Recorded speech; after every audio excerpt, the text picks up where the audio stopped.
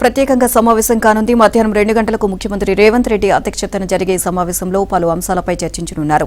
ముఖ్యంగా అసెంబ్లీలో ప్రవేశపెట్టబోయే ఆర్ఓఆర్ చట్ట సవరణ బిల్లును కేబినెట్ ఆమోదించే అవకాశం ఉంది. అలాగే పంచాయతీరాజ్ చట్ట సవరణ బిల్లును, యూనివర్సిటీల బిల్లును కూడా ఆమోదించే అవకాశం ఉన్నట్లు తెలుస్తోంది. ఇక వీటితో పాటు వీఆర్ఓల వ్యవస్థ, జస్టిస్ పీసీ ఘోష్ నేతృత్వంలోని కాళేశ్వరం కమిషన్ విచారణ అంశాలపై చర్చించే అవకాశం ఉంది.